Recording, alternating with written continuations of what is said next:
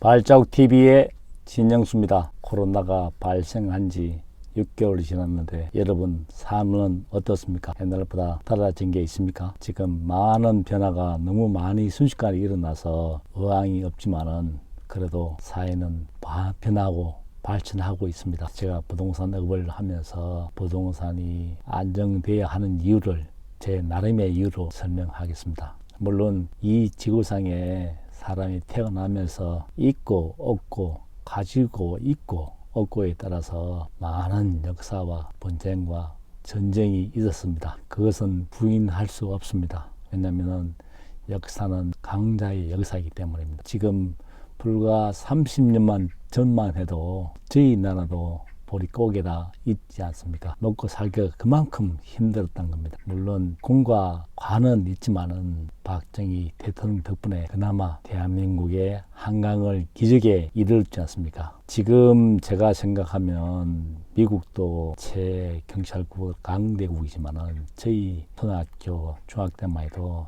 남미, 브라질, 아르헨티나가 엄청 미국하고 견줄 만큼 부국이었습니다. 그런 나라가 지도체제, 지도 잘못 만나서 중진국 함락에 몰락되어서 지금 어떻습니까? 매일매일 사람이 살고 그렇게 어렵게 살고 있지 않습니까? 그러나 저희들은 지도자 잘 만난 덕분에 그때 당시에는 골고루 산다는 그 목적보다는 우선 힘있고 있는 사람을 내보내서 어서 빨리 가난해 배고픔을 대물림하지 않으려고 허리띠에 조아라매고 온 국민이 새마을 운동으로 해서 의사 잘 살아보세요. 그 덕분에 지금 잘 살게 되었지 않습니까? 그때 대기업들이 나라 대표 선수로 나가서 물론 가발을 만들고 신발을 만들고 그 일으킨 산업이 농경사회에서 산업사회에서 지식정보사회로 지금 디지털로 갑자기 30년 만에 유럽에서는 거의 200년 걸린 그 모든 것을 30년 만에 다 하다 보니까 지금은 이제 과도기에 있습니다. 과도기에 있다는 것은 그동안의 쏘가리를 한참 한목에 다 했다는 겁니다. 그러면 그 중에서 지금 묵고 살기는 됐지만은 이제 공평분배가 공정사회가 되어 있지 못함에 전 국민이 광분을 하지 않습니까?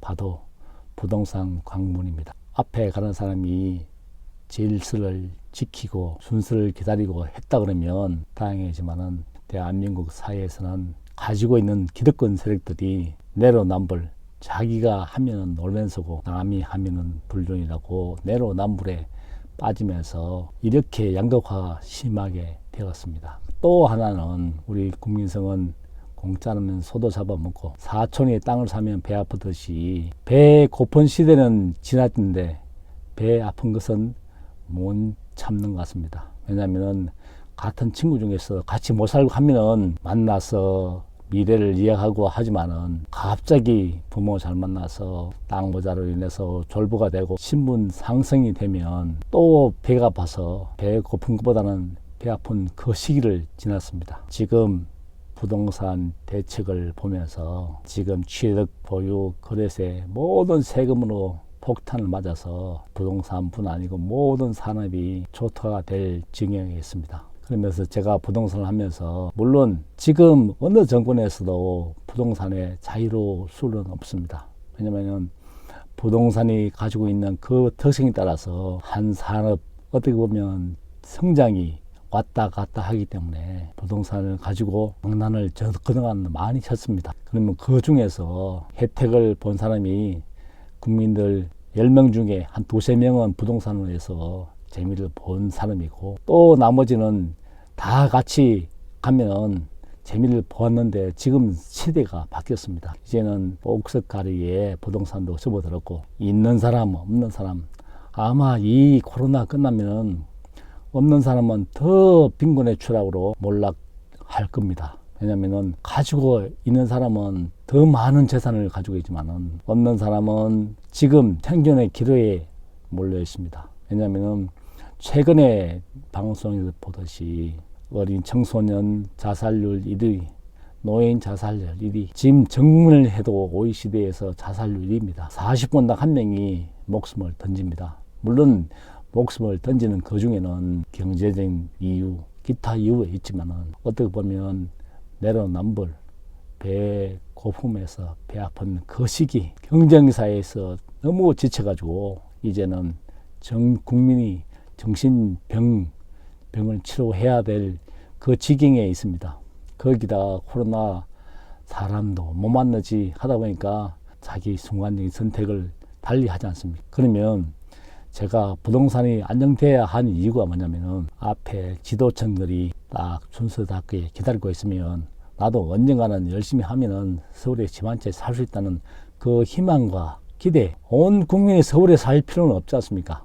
자기 거주지가 거기 있다 그러면 생업 거주지가 거기 있다 그러면 거기에서 만족하면 되는데 자기 자식을 위해서 또 다른 목적을 위해서 무조건 서울로 지방에 있는 돈부자도 서울에 사놓고 그러다 보니까 있는 땅에 서울에 자꾸 모입니다. 그리고 수도권에 인구가 절반 이상이 모여 사는데 수도권 규제를 해도 사람이 모인다는 것은 사람의 미래의 먹거리가 수도권에 있기 때문입니다. 그러면 과감하게 분산 정책을 펴서 펼쳐주는 게 어떻게 보면 정치하는 사람들인데 정치하는 사람들도 기득권 가지고 있는 사람입니다.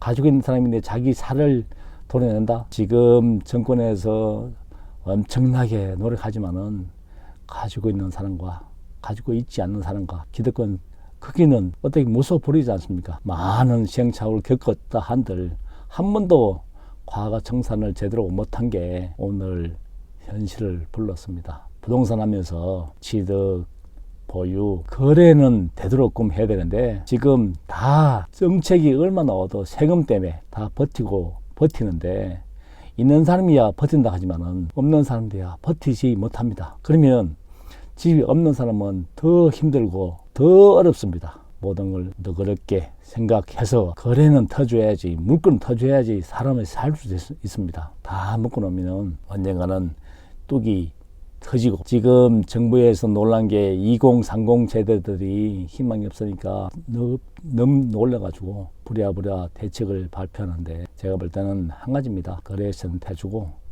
모든 혜택은 축소하고 비과세 하나만 없어져도 국민들이 부동산에 황분하지 않습니다. 왜냐하면 자기 전 재산이 국민들 대다수가 부동산 한 채를 가지고 있습니다. 거기에 노후는 길어지지. 그러면 빨리 금융으로 바꿔야 되는데 제가 어제도 지인이 찾아와서 자기 직장이 떨어지고 나서 집을 샀는데 원금 이자가 동시에 나가니까 버거워서 집을 오른데도 불구하고 팔았다고 합니다. 그런 사람들이 이제는 중간 계층이 되는 사람들도 원금 이자가 같이 갚으니까 힘들어서 판다는데 제가 볼 때는 부동산도 큰 변곡점에 와 있지 않나 생각이 듭니다. 이럴수록 빚이 없으면 위기도 없습니다. 빚을 줄이고 자기 본수에 맞게 부동산이 되어야지 부동산을 갈 돈이 산업체에 흘러서 젊은이들한테 기회를 주고 투자를 주고 그래야지 나라가 발전하고 선순환되는 구조입니다. 이 점을 꼭 명심하셔서 빚을 줄이는 어려운 세대에 살아내는 숙명이 있지 않습니까? 그 숙명으로 살아내는 오늘이 되고 싶습니다. 발자국 TV의 진정수입니다.